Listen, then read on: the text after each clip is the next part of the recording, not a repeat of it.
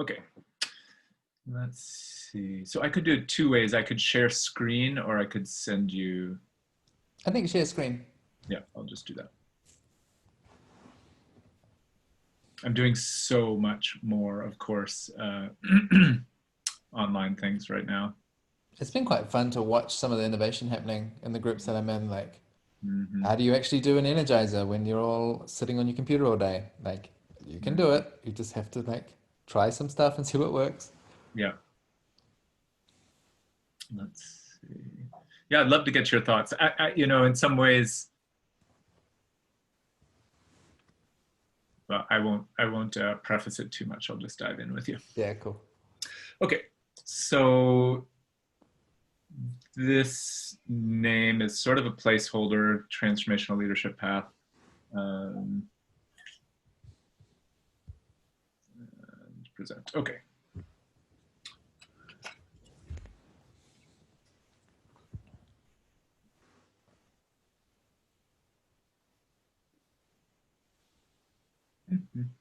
Okay, so transformational leadership path, co-creating community in service to a world that works for all.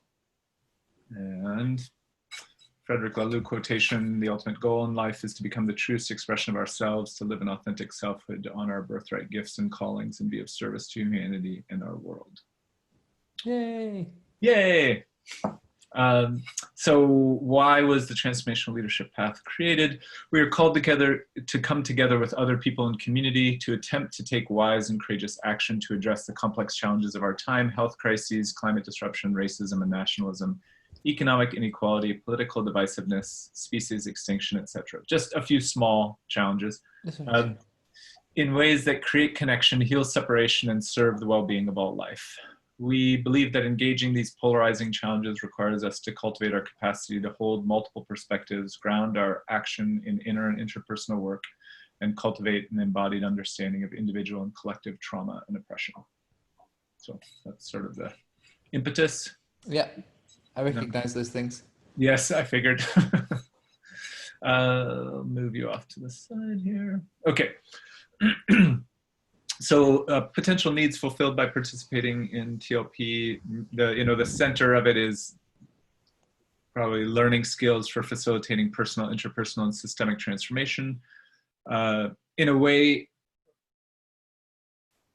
kind of related to what you were saying in the interview, this is kind of a combination of like a Microsolidarity incubator alongside giving people the skills, the practices to sort of flesh out that community of practice. So learning skills for facilitating personal, interpersonal, and systemic transformation.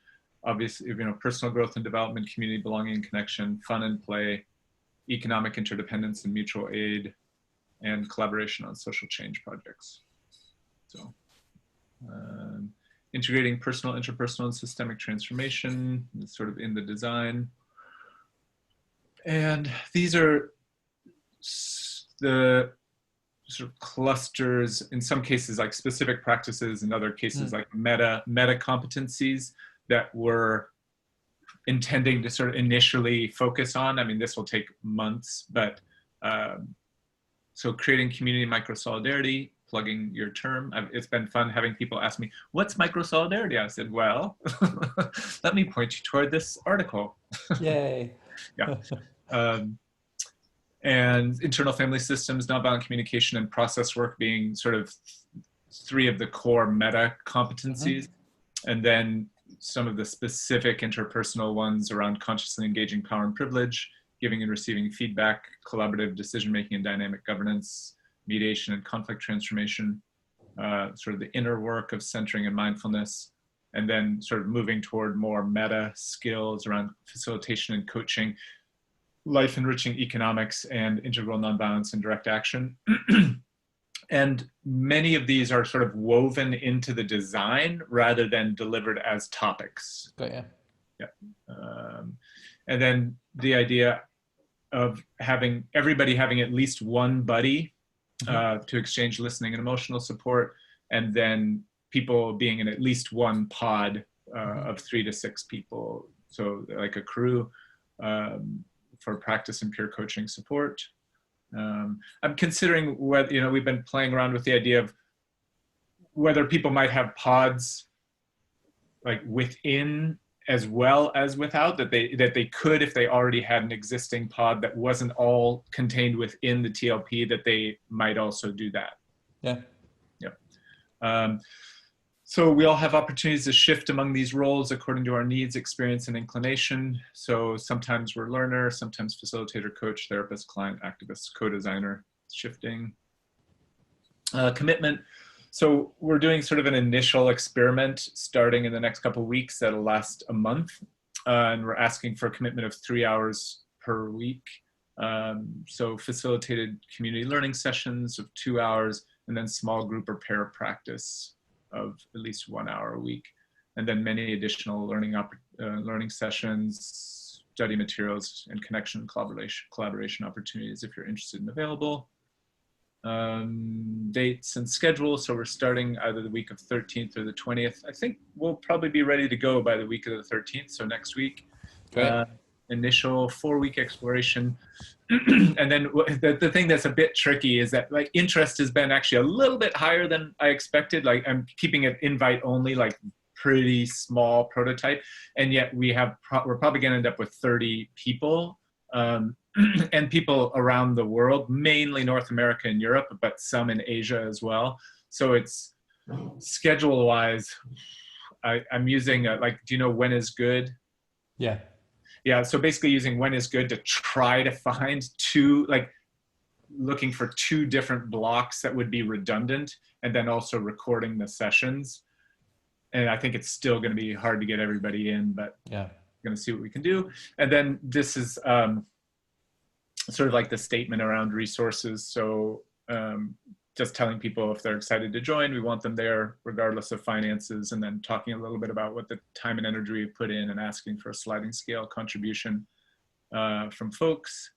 And then next steps, asking people to meditate on whether they truly have a yes and the availability to commit to this weekly practice, community practice, and then asking them to fill out the scheduler, to register, to contribute, and to explore some recommended resources. And actually, I'll just go ahead and show you what this is. I may have shared this with you at one point in the past, but this is sort of like, my best attempt to pull together some kind of core resources. So we've got a 20-minute video from Dick Schwartz on internal family systems. I don't know if I've shared this with you, but I really recommend this highly, highly, highly. This is Applying IFS to Social and Cultural Systems. It's brilliant, brilliant, brilliant. I basically, copied the text of the chapter and put it into a Google Doc, and it's. Do you want to just share that document with me, just to double check that I've got it? Yeah. I mean the whole lot. Oh yeah. I mean, I'll give you the link here.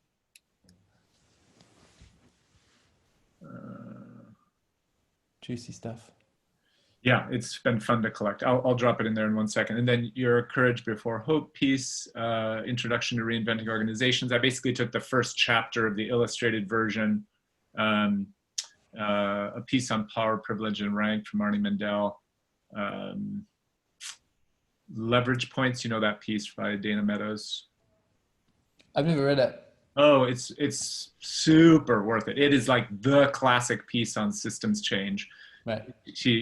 And then just an interview with Marshall Rosenberg that gets more at the spirit of NVC rather than getting too much into the form. Yeah, cool. Yeah, so that's essentially it. I will get out of this. I'll drop the link for that in the chat.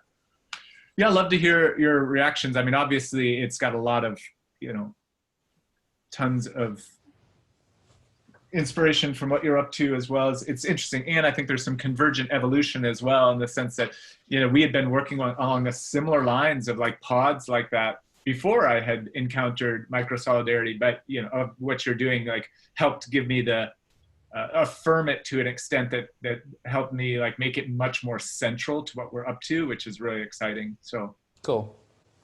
Yeah, just hearing that all, it's just like, yep. It's really, there's people that I'm collaborating with that are in different depths of experience, I guess, of doing like community building and stuff like that. And some of them I really feel like, oh, I want to have a hand in that to really help shape it. Whereas with this one, it's like, yeah, you did it the way that I would have done it. Well, with you, obviously with your own flavor, but like, there's nothing that jumps out that I'm like, oh, that's weird or something. Um, I guess I have just the point about how scheduling is difficult. I have been, I mean, prior to the pandemic, I've really been scoping down very, um, how do I say it? Like, I don't want to say aggressive, but really being committed to a region that's only as big as Europe, you know, and like, you're one of the few people outside of Europe that I'm really taking the time and connecting with and being like, oh, this is really interesting, because I think we've got such parallel tracks. But I've mostly been really forcibly like cutting it down. But then suddenly everyone's online and it's like, well, we should just connect with everyone everywhere. That's just what's happening. And I mean, I can already see my entire calendar has just shifted down by about 5 hours, you know, it's like to connect with people in the US. And so, yeah, I guess I'm still curious about the global thing versus the regional thing, and how, Yeah. I mean, definitely for this experiment, it makes sense. But I still have this lurking feeling of like, I think it's good how we stopped flying everywhere. And if you're going to give people this amazing bonding experience, they're going to want to connect again. Yeah. Um, Yeah. it's kind of, yeah, we're kind of baiting people. I'm doing it myself, same as you, like kind of baiting people into doing more flights, you know, next year or whenever it's going to be. And I'm trying to avoid that tendency. Absolutely. And I guess I didn't name this, but I want to be explicit about it. We have been talking about just that, and I couldn't agree with you more. I think the way that we've been seeing it is that there is a particular beauty at this time. Like I've noticed I've been hosting some international calls and people seem to be really nourished by this sense of planetary community on the one Yeah. hand. So I think for this Yeah. experiment, it's really worth it. And that said, we are explicitly saying to people, we don't want this to be a primarily online thing in the long run. And so we're going to be planning in-person gatherings in different parts of the world, like helping people create regional gatherings, and as soon as is really reasonably possible, to encourage people to be building their local networks in just this way. So Yeah, we're great. basically trying to empower people to become basically catalysts in their local area.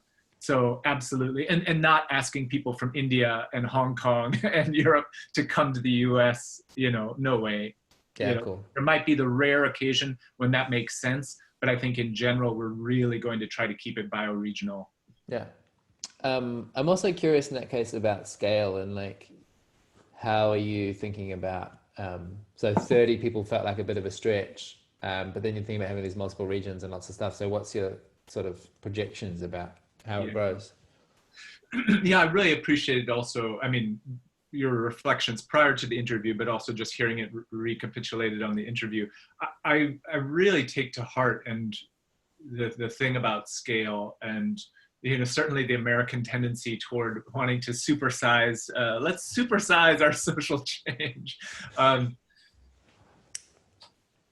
yeah, I mean, ultimately, I think it's very much aligned with what you've said, which is how do we create really quality intimacy at a small scale? And then, yeah, we might have a global, we already do have a global network. And so just what are the functions that we try to accomplish at those different levels of scale? So it's like, yeah, there's certain things that I think are really beautiful about having a global network. And as long as we don't expect too much of it and like have it pull our attention too much from the local and the regional, I think that's great. And this is a next significant experiment for myself and our network to sort of see, okay, how do we get that quality of intimacy and interdependence, and at what's, you know, what does that look like at the Mm. level of the pod and at the level of the maybe region or network. Um, I've been having some fun experiments just in the last couple of weeks with,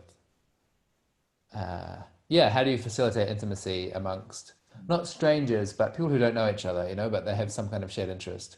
Yeah.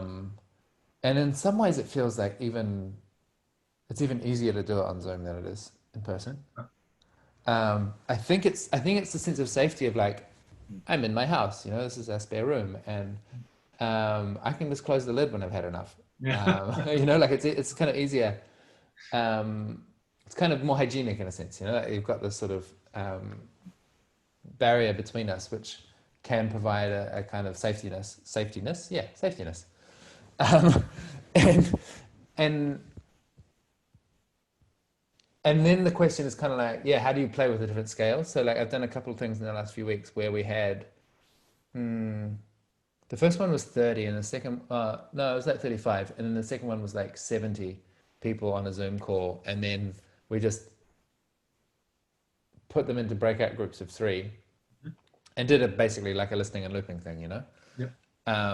And it was really good. It was excellent. You know, like people really had the sense of being connected with each other in their little group, and then a little bit of report back from what happened in the various groups, and then suddenly the whole group feels like a whole. You know, like we created that and it took like 15 minutes of setup, 20 minutes in breakout, and then 20 minutes of feedback, and it's just like, wow, we already got like I was already feeling in my heart like I don't want to say goodbye to these people. You know.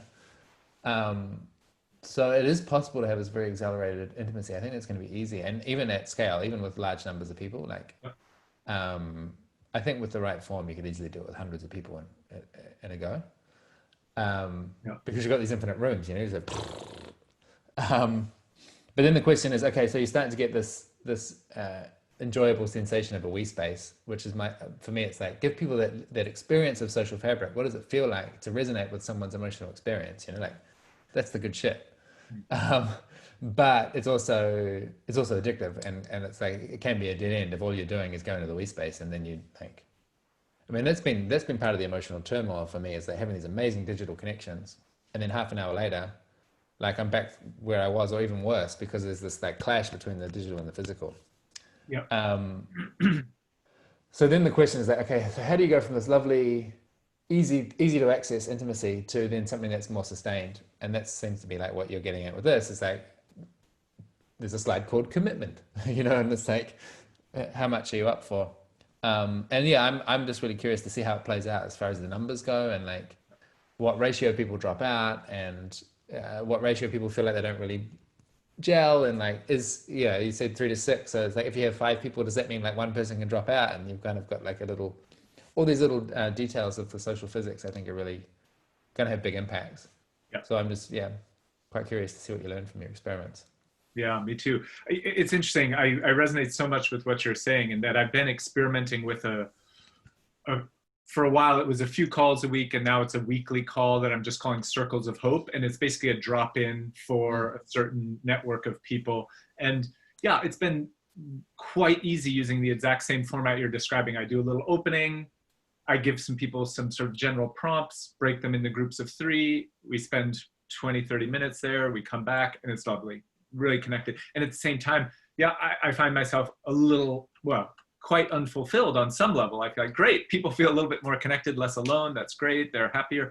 But that's where I really was like, I want to be giving people these tools and practices, because I notice even people who are coming from conscious backgrounds don't necessarily always have all the tools and competencies to be able to work through what's going on, or to get something meaningful done together, etc. So that's why that component, as well as to actually have a pod of people to go deeper with.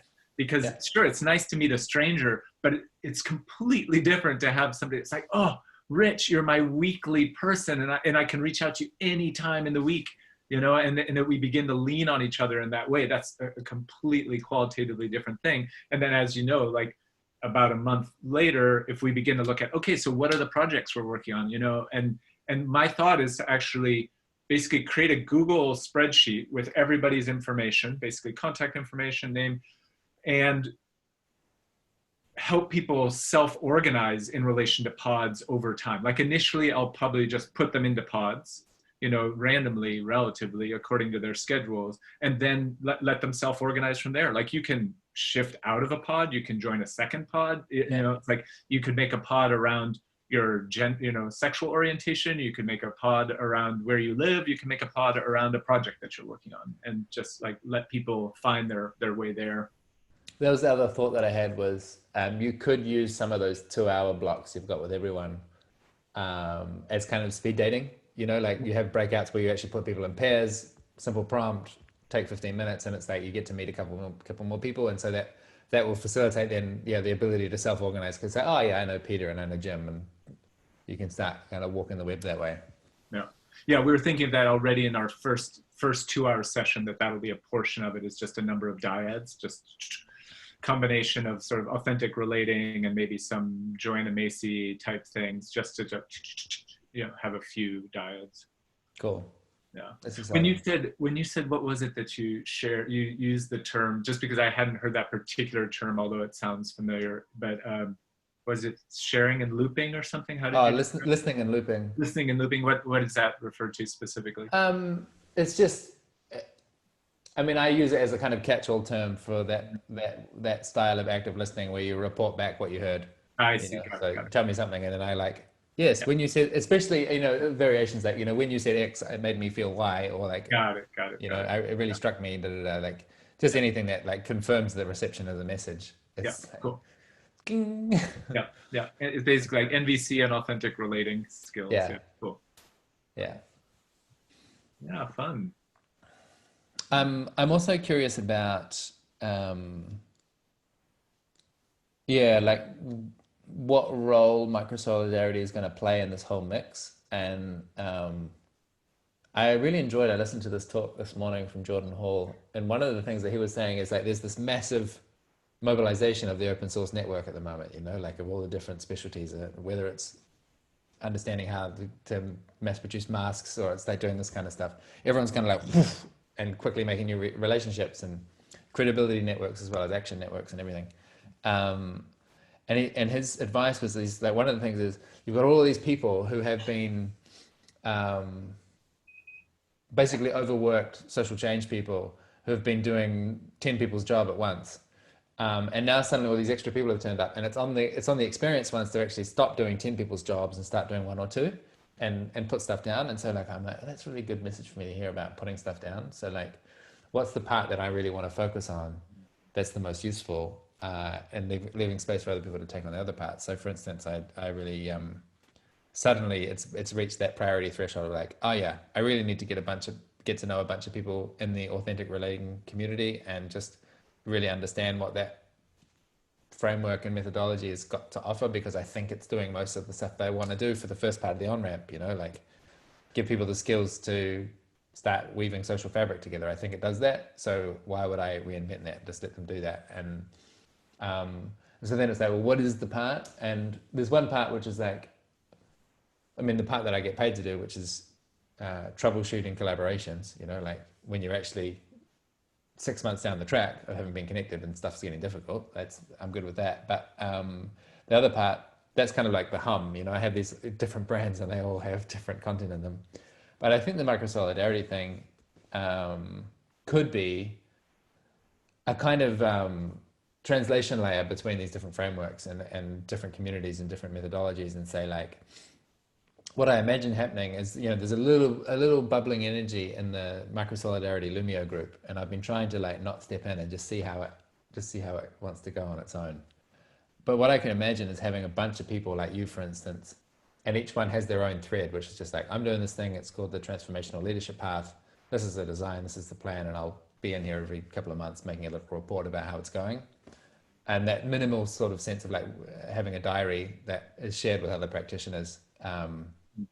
Then I can imagine, having community calls or something where it's like you make this pitch to it's just another community of practice, right? Like there's these other practitioners that can learn from what you're doing and also, get the references. Like, oh yeah, that is a perfect little video. That 20-minute thing, that's really excellent. And also give you some insight and weave that relationship really tightly. And then my job is like just naming the patterns, because that's the thing that seems to come naturally to me. It's just like this thing here seems to be really essential. The rest you can kind of fluff it, but just get this right. That feels like it could be a good piece to throw into the stack. Yeah, nice. Yeah, it resonates. I want to take a couple threads from what you said, because I've been explicitly thinking along similar lines. So one is something I've been working on even specifically last night and this morning is basically creating a Google Doc where I just try to exhaustively list everything that somebody else could be helping out with.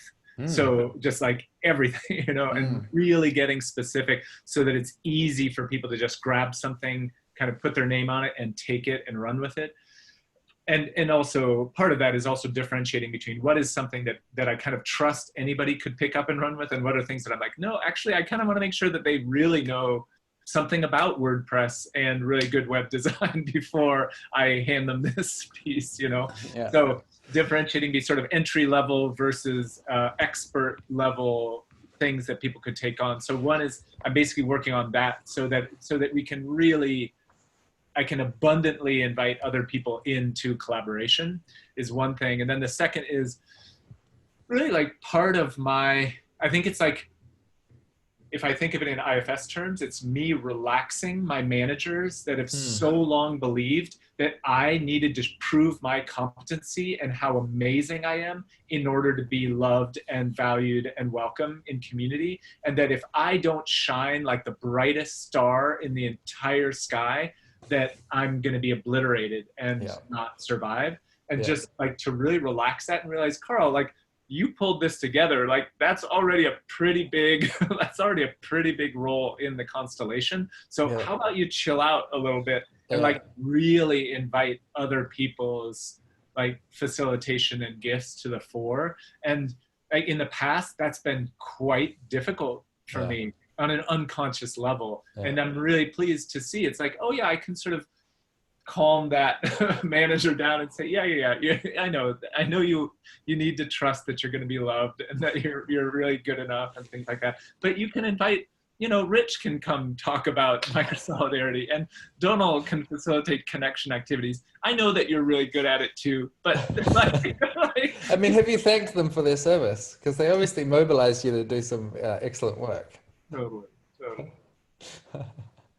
Yeah, I laugh because I recognize that. That's been part of the emotional turmoil as well for me, is this whole thing of like the desperate need to be useful and to be efficacious and to be like an agent, and it's just like part of the lesson of this pandemic is like, this is the biggest change I've ever lived through, and it was not made by a change maker, like there's not a human agency that's involved in this process. I mean, now there's human agencies responding to it, but change doesn't happen because Karl and Rich are so smart and they got organized, Right. And I mean, in that sense, I really feel one of the most powerful lessons since in the last 2 weeks or so is in a way, again, through the lens of IFS, I would simply call it being self-led. But from, let's say, a Taoist perspective, it's like going with the Tao instead of going from like the part of me that's trying to be an effective change maker, or the part of me that's like anxiously trying to be of service or whatever it is.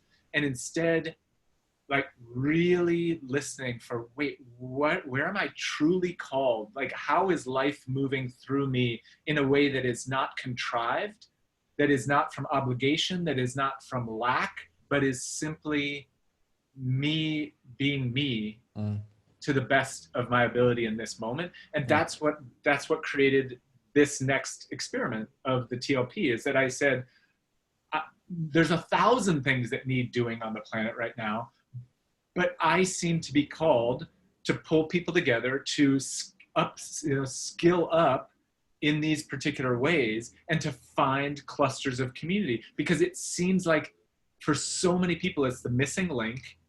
For so many people, that combination of both community and practice is the missing link. And I think I actually have some ability to help facilitate that happening, and that I have a very similar but slightly distinct flavor or kind of skill set of that than, let's say, you do. Like, you have an amazing skill set for exactly that as well. And we have like overlapping but slightly distinct flavors of it. It's like, okay, Karl, like, trust that your expression of this is useful right now for some people, for as long as it's useful, in combination with whatever sets of other contributions are out there. Are you intentionally kind of doing that internal inquiry and checking, like,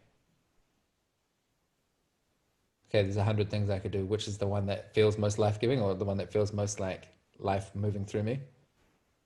Yeah, I'd say it's become more and more um, intuitive and natural. Mm.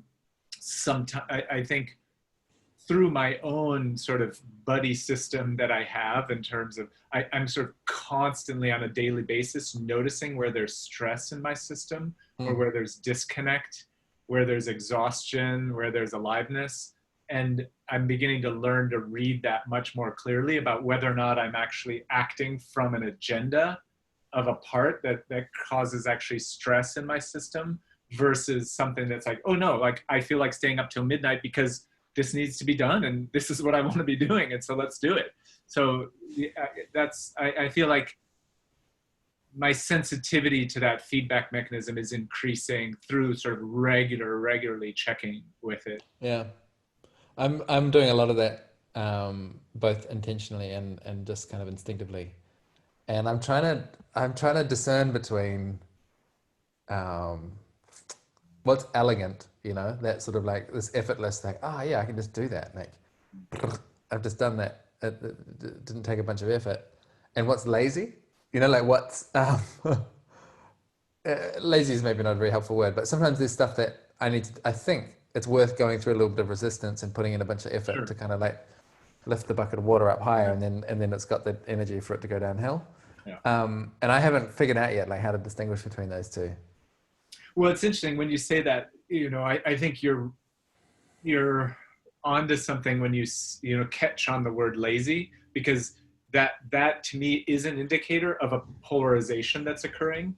Like Mm. as soon as I hear the word lazy, it suggests to me that there's one part of you that's sort of saying like, oh, you should be willing to kind of put in a little bit more effort for this, and then another part that's actually putting on the brakes, and they both have really beautiful needs and impulses underneath them, and they're not quite in full collaboration, and so one is calling the other lazy and the other one is saying fuck you, kind of. Yeah, I mean, this is a core polarization for me, really, of like, Yeah, me too. how do you balance growth and self-acceptance?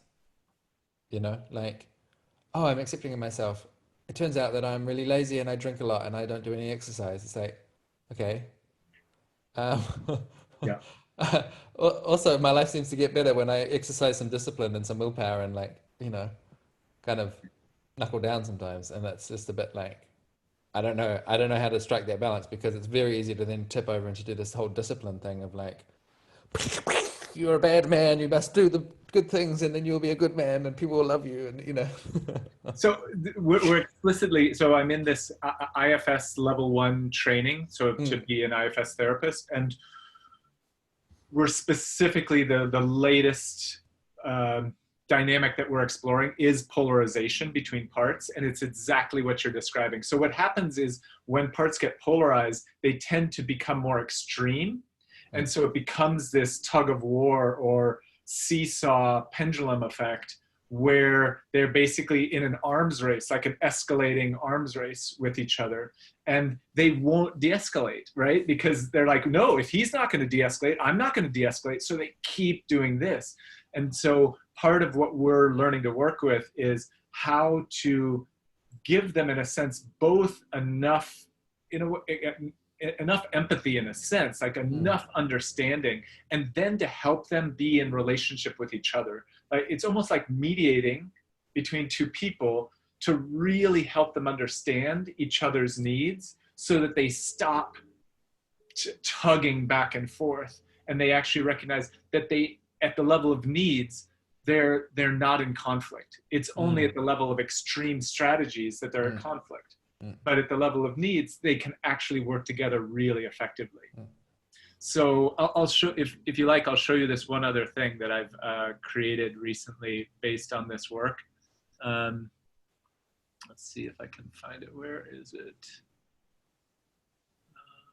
Yeah, I think I can find it. Hold on.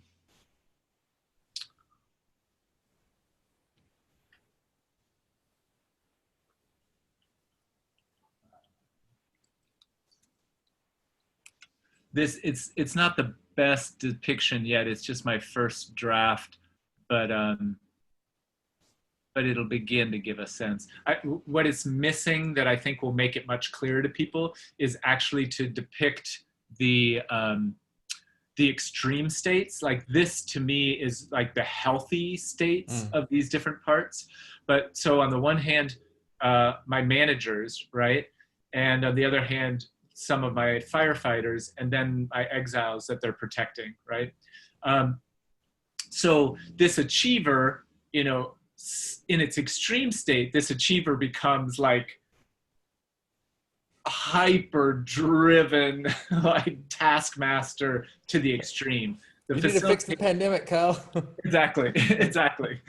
In extreme state, the facilitator becomes this really stressed out multitasker, and the coach becomes an extreme state, a really hypercritical inner critic, right?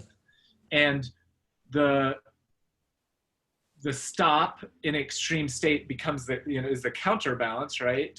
And so in extreme state is the one that's like, fuck you, I'm not going to work. I'm paralyzed. I'm going to shut everything down because you're not paying attention to me. And similar with the pleasure seeker, you know, it's like it has a beautiful need for pleasure, for fun, for play, connection, warmth, affection, but in extreme state becomes like distraction, total, like, you know, derailing everything else in the effectiveness department.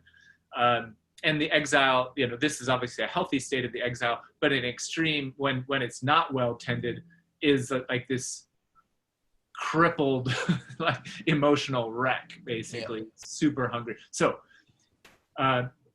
oh, this one's missing well, this is an earlier draft, but I just found this a helpful little diagram, and just to recognize that these often polarize with each other, and sometimes these will polarize with each other, or these will polarize, and how to help them come into healthier relationship with one another. Yeah, I mean, at this junction, it's like the achiever and the stop guy are just like, and I recognize it as kind of conflict dynamics between people. Yeah. That a lot of that fuel for the conflict is this assumption that there's not enough compassion for everyone. And so, like, we're gonna have to choose someone, and they're gonna get their needs met. And when you can like bust that frame and go, "There's actually enough love for everyone," like, we're gonna slow it down a bit. We're gonna unwind that and just go like, "You want love? Yep. You want love? How about we give both love? You know, they're both good. You're both good. You're fine." And it just makes perfect sense to me to zoom that down a notch and do that inside of myself. You know. Yeah, because I want you to both rest and follow your inspiration. But as soon as the word lazy comes in, to me, that's a red flag that the same for me. Yeah, I mean, I flagged it for myself, right? It's like, it's a weird word. It's got all this such strange hang-ups and baggage around it that it's like, I don't even know what I mean by it, but like, maybe it's more, maybe abdication or something like that is a better word, of like,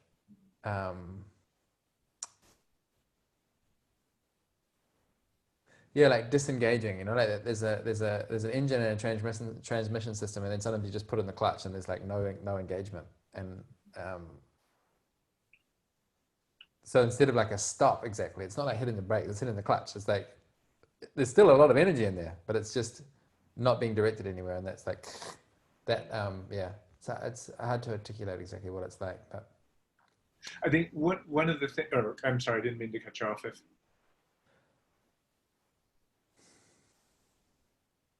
I think, no, you go. One of the things that we use in IFS that I find so helpful is just checking to see, like, how do I feel toward the part of me that's disengaging? And that's the litmus test for whether or not we're in self-energy. Because if I say anything other than compassion and curiosity and care, connectedness toward this part, then it shows that actually there's another part that's kind of in the mix, which isn't bad. It just means that I need to help that part get some understanding and to be willing to relax a little bit so that I can understand more fully. So as long as I have a sense that oh yeah, I'm curious and compassionate about why my system is disengaging in this moment, then that means that I'm actually in self energy. But if I feel any degree of like frustration or sort of like, it just means that there's something else that just needs a little bit of loving attention to relax so that I can do the mediation thing in a sense and like help them both come into right relationship. Because once I really understand that disengagement impulse, I realize it's like, oh yeah, you want to make sure that there's an inhale and an exhale. Like you want to make sure that there's like a perspective on my entire well-being, and that these young parts of me really are getting cared for in the mix. Like, oh yeah, like thank you. Like, thanks for helping me find a more holistic way to approach life right now. Mm. Yeah. I was just thinking about how like um I can kind of manage those to a degree unconsciously by having the right routines established. So like my previous routine before lockdown was pretty much every day I'd walk at least an hour, often 2 hours, you know. And often I'll be listening to a podcast or something, and I'd modulate the podcast based on my mood. So it's either something very brainy, or it's like, you know, listening to some nice Zen talk and a bit of a guided meditation or whatever. And that was a way to have a kind of mental rest, some physical exercise, mental stimulation if I want it, you know, because it can be very creative for me to be walking and thinking. And it was just doing it every day, basically, was just this outlet, this kind of like, kind of, yeah, hitting all these things at the same time without really having to think about it. And now it's like I'm stuck in this box. And I mean, even the routine of like having a 40-hour work week that goes Monday, Tuesday, Wednesday, Friday, and then you have 2 days off, and like that kind of thing is really helpful. And when I'm doing this community building work internationally, it's like people are calling me all over you know, whenever. So I don't have that stable routine. The reason I gave myself permission to work today, my only work for the day being writing one tweet, was it's like, well, I did quite a bit of work yesterday, you know, it's Sunday, but I had to do all this stuff, and shit, of course I deserve a weekend just because it didn't happen to fall on the same day as everyone else. So I can see the role of kind of culture as an architecture for helping people to just manage all those different parts. And we're in this process of disintegration, this liminal space between the structures that used to serve us and the next set of structures that's going to serve us. And we kind of have to put this extra effort in, I think, to make our own, fill in the gaps. Absolutely. And for me, like living, you know, the periods of time, which I've only done briefly, although a certain stretch of my time, I lived this for a few years, but I'll give a bit of context. One is like living in monasteries or ashrams, you know, where there's a lot of structure, and that structure includes a lot of yin time, you know, like meditation, conscious movement, etc. You know, sort of built into at least the lifestyle of many ashrams and monasteries.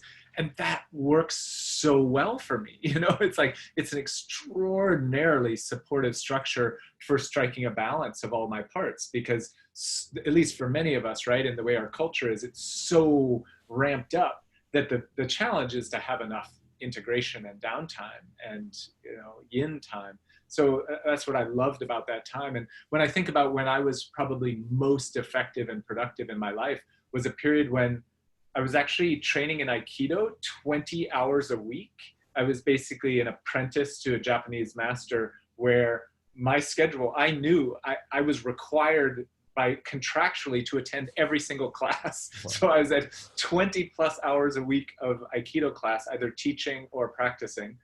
And then the rest of my life I was in graduate school and, you know, had my assignments, and it was so structured, but it actually was beautifully balanced, because there was actually like a social component as well as a physical and a spiritual component in the Aikido. And then the academic world also was in a social environment and was really meaningful work for me. It was such a perfect balance. And in a way, that's what I'm interested in doing with creating what I call transformational learning communities, is how do we create a 21st century ashram that isn't so dogmatic, and that isn't about following a guru, and isn't about like narrowly following one practice from a should or have to, but still has the life enriching structure that really uplifts this holistic lifestyle, because I miss it terribly. You know, it's one of the things I really enjoyed at Findhorn, is that it also tended to support that kind of integrated lifestyle. I have a question. Yeah. And it's the kind of question that I think would be good if we sit with for a second. Which is like, let's assume that the conversation we've just had chapter 1 and then chapter 2. And I'm curious about what chapter 2 has to do with chapter 1. Like, what is this idea of routine and about yin and space and rest and the healthy expression of disengagement have to do with what you're doing with this learning path? I'm going to have a quiet moment while I think about it. Yeah, I love it. Thanks.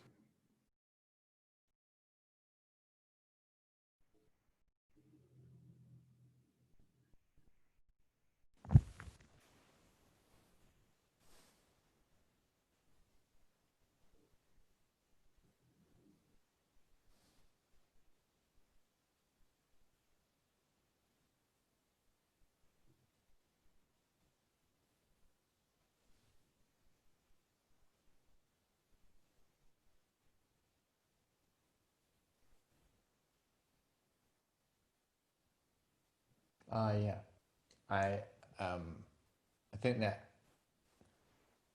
I really saw you come alive in the last couple of minutes. Like, I already felt connected and energized, but then it felt like you stepped up a notch, because I think you were connecting to past experiences that were really important and that are showing up in what you're doing now. And I just wanted to make sure that you were really making sure that those past experiences were well attended to in this next phase that you're doing. Yeah, thank you. Thank you. It's true. I realize like my Aikido training has been one of the most significant threads in my life, and has been a tremendous gift. I was, as you can tell from the amount of training that I was like obsessively like dedicated to Aikido training. And I'm very grateful for what it offered me. And yeah, it's why I didn't choose to use this name for the TLP. And actually, I don't love the name TLP. That's another conversation. I love your thoughts on, you know, I think it's problematic to call it a leadership thing, blah, blah, blah. But, you know, I sometimes thought that really my life calling is to catalyze spiritual warrior Sangha, is sometimes the term that works for me. It doesn't work for everyone, but it really speaks to me deeply. And even just one little example is weaving meditation into the beginning of each of the pod sessions. And this is not a requirement, but more just like, I'm gonna offer a template to the pods for their sessions. And it'll begin with it'll be rotated facilitation. And the person facilitating is invited to just facilitate a brief 3 to 5 minute meditation or something like that. Just that alone, right? In addition to the connection exercise, in addition to all the rest, you know, it's just like one little manifestation. But yeah, I love the inquiry, because you're right that this last part of the conversation touches on, I think, part of the unique thread of who is Karl in this work. And I'm excited to keep exploring what the unique blending of these different energies is to what we're up to. Because yeah, I have a particular fiery, watery, fiery energy that I think is really well suited to a particular kind of community co-creation. Yeah, that makes good sense. I think part of what was percolating for me was this, like, seeing what you've designed with this program. There's a lot of material, you know, obviously, like you said, you're not going to teach all of it. It's going to be kind of like woven in there. And I imagine that there's going to be a pretty strong tendency to be like, fill up every moment with action, you know, and like, we've got these great people, they've got busy schedules, we've got to like, and I'm saying that because this is what I do with my programs. But, you know, are they also getting invitations from someone else, which is like, we want you to commit to this 3 hour a week process, which is just resting. Yeah. You know, like they're going to be getting all of these different invitations of like activity and stimulation. And I'm wondering how to like make the, like you say, the yin time part of the program, you know, that it's not, Nice. it's not an optional extra that you kind of find your way into. It's like, yeah, this is essential. Yeah. And that's, I mean, I think that's something that I really appreciate about the theory U approach is that they always, in any kind of theory U practice, you're supposed to hit the bottom of the U, which to me is just that point where you don't do anything for a bit. You just go, see what happens, you know? And like you say, 3 minutes can be enough, but just so long as it's seen as critically important 3 minutes. Yeah. Yeah, I agree completely. It's sweet to.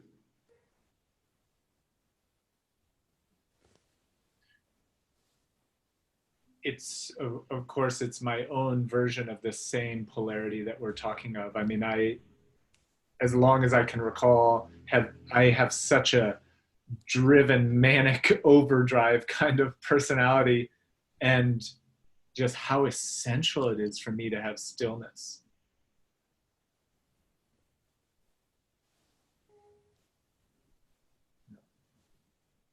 This is really convincing me I need to buy a guitar. It's one of the things about migrating. It's like, I really see now, you know, like we moved and I brought the minimum amount of stuff that I could bring with me. So there's a whole bunch of stuff like my good headphones and yeah, my collection of guitars, which didn't make the cut. And now it's like, that's what that guitar is for. That's the thing that I can do that relaxes me, that still has some kind of engagement. So I'm not just like spinning out in silence, sitting there by myself. It's like an activity. It's playful. But it just gives me access to like, yeah, it is. Yeah, it's like inviting one of the parts to step up and all the other ones to sit down in the back for a bit. Just like, give this guy a turn. I've really noticed, like I've said about this emotional turmoil. Well, I didn't say turmoil. That's a nice word. I said chaos. The emotional turmoil. That's exactly what the word is. The tempests of emotion that I have been surfing in the last couple of weeks. The thing that has got me out reliably every time is finding the right music. Like the kind of music that just compels my body to move. Like that is, in this time, more than I can even remember ever, I think. It's just given me this like, there's a sweet relief right there, and it's called the blues, you know? It's called like severe, intense, brutal rhythms. It's like, yeah, there it is. And it's yeah, it's really awakening something in me that has been slumbering for a while, I think. Now I have to watch my consumerist parts that they don't go and just like buy a whole bunch of stuff to satisfy that. Just a little bit, just a few things, just to have the, you know. Yeah, there's a part of me that wishes that we live next door so that I could lend you one of my guitars. You know, it's like, oh, I have a good acoustic. I actually have a little travel electric guitar that's really compact, and it's like, oh, I'm using my keyboard more for music these days, and so I was like, oh, I'd love to give you my. If we had a transporter, I would send you a guitar. I'm kind of tossing up at the moment between, should I learn how to make, I mean, should is not the right word. Could I learn how to make music on a computer? Because obviously a lot of people do that. The downside of that is like, oh, more computer. Yeah. The upside is it's here and it doesn't, you know, there's no physical cost to it. Or could I just order a new guitar? I mean, I've already got 7. I could have 8. You know, it's not going to make a big difference here or there. They're important things to have. Yeah. I'm also actually, I have a little fear. That's interesting. There's this thing of like not being that good at it anymore. You know, like I used to play a lot, and I never had the sense of like I'm good at guitar and I'll be a performer or something like that. But I really put a lot of energy into it and felt like I had a certain kind of competency for starting to create musical stories. Mm-hmm. And I just know now that when I pick it up, I'm going to be really clumsy, and it's like, and maybe that's the thing that I'm going to practice with, right? God damn it. This is what I'm talking about. Everything's full of fucking lessons and learning material.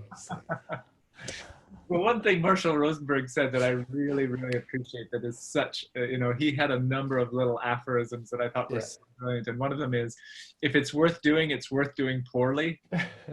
And, he really, I love it. I don't know if you ever did you ever see Marshall Rosenberg like in a video or something like that? Because invariably he would pull out his guitar and play his super simple little songs. And his voice was not necessarily a great singing voice at all, but he would just plunk it out. And it was so heartfelt that people often felt deeply, deeply connected to it. And I just saw him do that again and again, actually, in ways that I was really inspired by. Yeah, one of my co-founders from Lumio, actually, John Lemon, he's an excellent musician, by the way, but his expression, which is just like that, is dare to suck. Like, Death is what? Dare to suck. Oh, dare like, to suck. Yeah. That's just if you're really courageous, you'll do a crap version, like show us the dumb one. It's such a good creative lens. Yeah. Yeah, it's the newfangled interpretation of Marshall Rosenberg.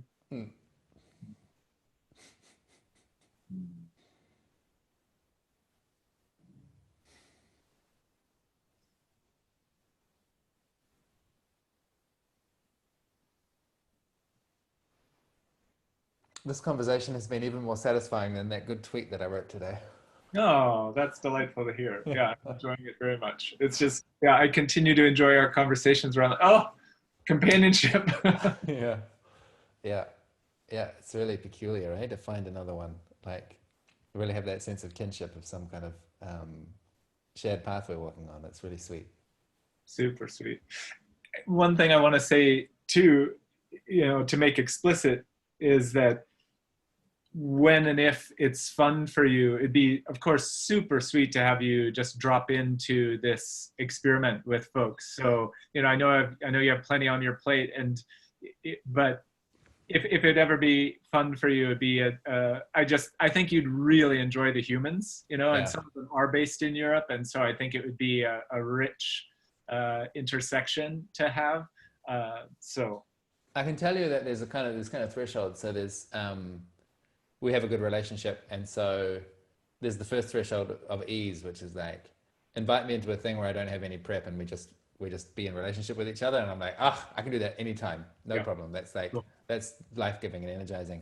And then there's the next threshold, which is like, okay, we could design something, host something, prep, put some that, and it's like, that would be really rewarding, I'm sure, but that's a bit more like, okay. I'm definitely having to like fend things off. So I'm trying to work out that line, Yeah, and I was meaning more the former, I think, because I think I have an intuitive understanding that you have plenty going on at the latter level. And I look forward to the day when it feels like the exact right thing for us to do something more substantial.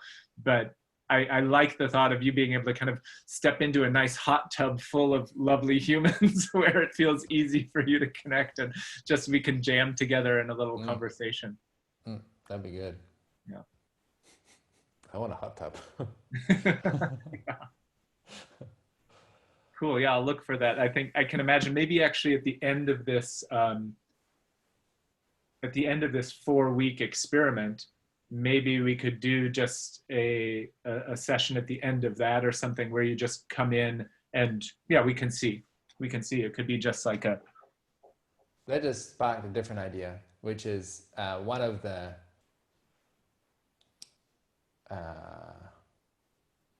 Rich's top 10 tips kind of things that I'm always reaching for when it comes to collaboration is most people need to make more space for doing a retrospective process of like, how was that thing?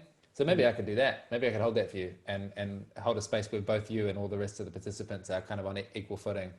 And we just go like, what worked, what was not so good, that sort of thing, and have an open floor for that.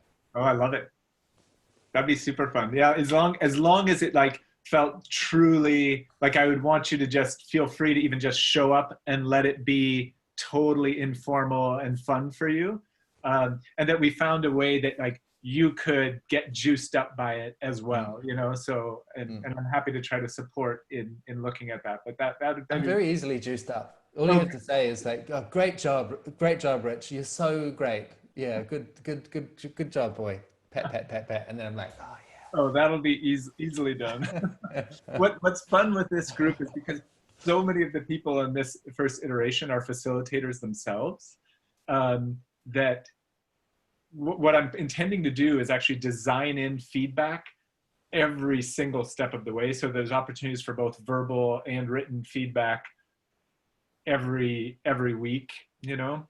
And so, yeah, I think that kind of retrospective at the end of 4 weeks will be so rich in terms of people having, had an opportunity to really look at like what's working, what's not working, how could we improve, like what could I do differently, what could we do differently. So I'm so excited about the collective learning process. Yeah, that's good. I'm glad to hear that landed, because I'm recognizing, like, kind of like you with your Aikido. It's like, oh yeah, that's part of my distinctive mix, right? Like, that's my entrepreneurship side meets community building. Like, a lot of people don't have that overlap, and it's a good one. Yeah. Super. I notice my energy is kind of distracted because I'm kind of running out of puff.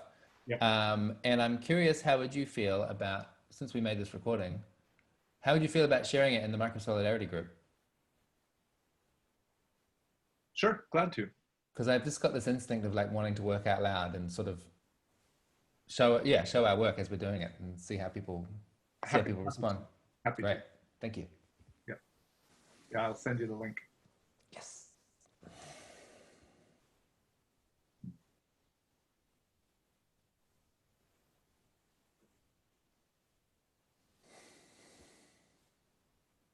Oh, I noticed just in the pause, my heart feels really warm. Just, if I were with you, just like big hug. Yeah. I would be up for that. I would really push it to the limit. Yeah, it's really sweet for me to have this. I think the quality of our first meeting has really set something in stone for me about like,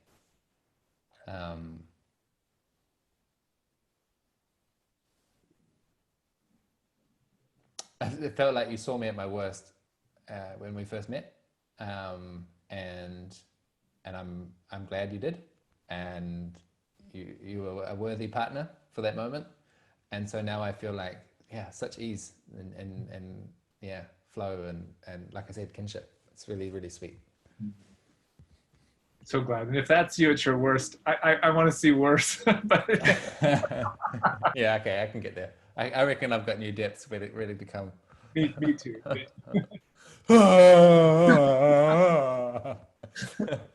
Know that I'll be. I believe I could be right there with you. So.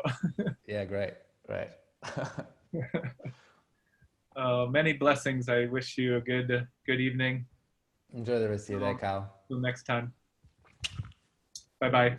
Ciao. Ciao.